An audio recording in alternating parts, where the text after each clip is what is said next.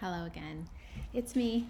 I find I prefer just to talk and have a video if that's okay with you guys. I was reading Amy and April's dialogue in the last comments and really sparked some thought for me. Paul, I think Freeman, he is one of our faculty members. He mentioned a book in a previous seminar called Schools Where Children Matter.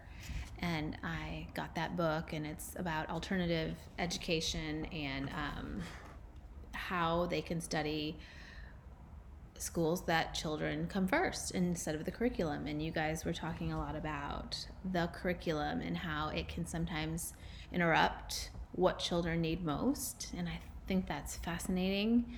And then that title of that book just kind of encompasses, I think, what Montessori and even I think all of us who are in ties want. We want the children to matter and have meaning, and sometimes the curriculum does get in the way. And of course, we as teachers feel the pressure, but Amy, just how beautiful it was that you followed that child where he was and allowed for him to create, and then he came back to focus.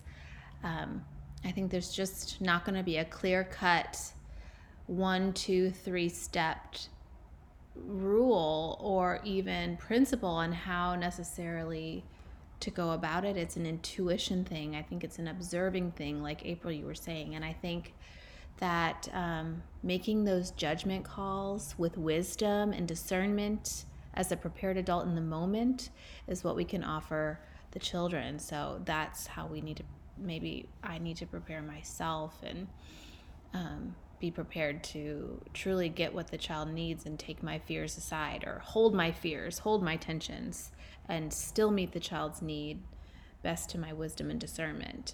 So thinking that through, I feel you ask, April, you ask what kind of environment, what kind of guidance can be offered to ensure they have space for safe exploration.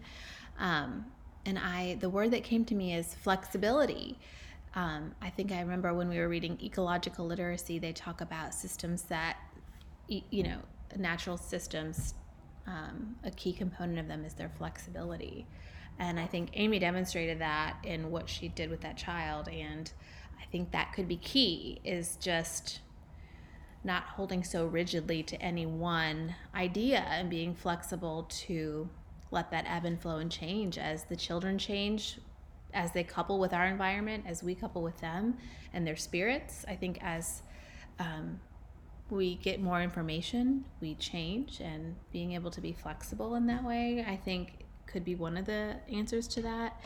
And I love this thread that's been going on in our creative seminar about having time and slowing down. I think that is, at least in part, some of the answer to these burning questions I have, is to slow down, mindfulness, breathing, allowing this slow down. But it's a real challenge, I think, for us to do that, especially in the West, in our world, in our society here.